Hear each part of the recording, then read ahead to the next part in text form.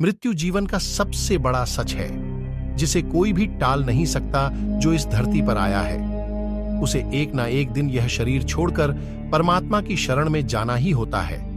लेकिन फिर भी मनुष्य जीवन भर भौतिक सुविधाओं के मोह में पड़ जाता है।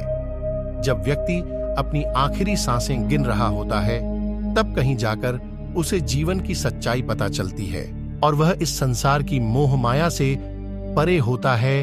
अंतिम संस्कार से जुड़ी ऐसी कई बातें हैं जो हम नहीं जानते।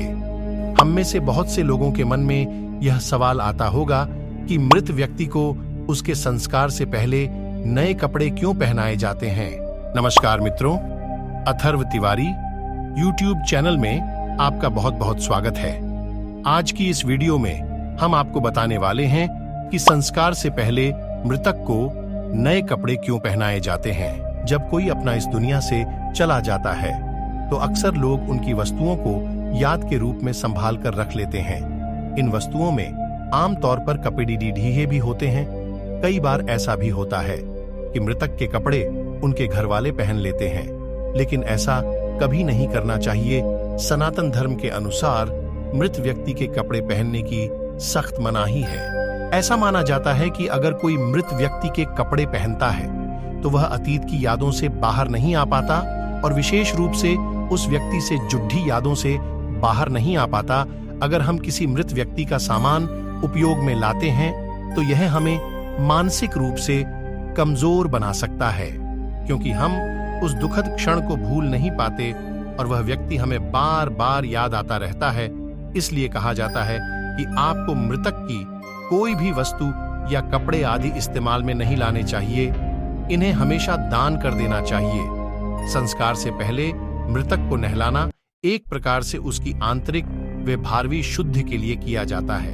हिंदू धर्म के 18 पुराणों में से एक पुराण गरुड़ पुराण के अनुसार मृतक व्यक्ति को पहले गंगा जल से स्नान करवाना चाहिए, फिर उसके शरीर पर चंदन, तिल के तेल और घी का लेप लगाना चाहिए। गरुड़ पुराण के अनुसार किसी भी शव को बिना वस्त्रों के नहीं जलाना चाहिए। मृतक के शरीर को पूरी तरह नए वस्त्रों से ढक देना चाहिए और इस बात का विशेष रूप से ध्यान रखना चाहिए कि मृतक के वस्त्र नए हो, शुद्ध हो और सफेद रंग के हो।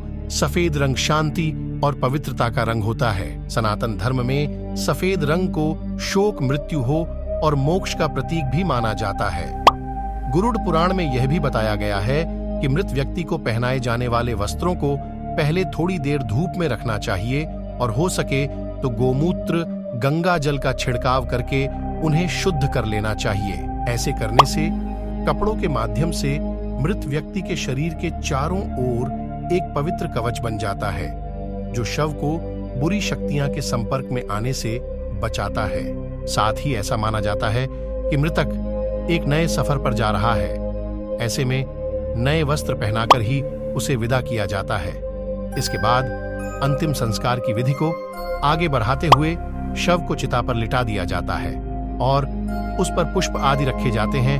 किसी की मृत्यु होने पर यदि उसके परिवार के लोग अंतिम संस्कार में बहुत जल्दबाजी करते हैं तो यह बिल्कुल सही नहीं है।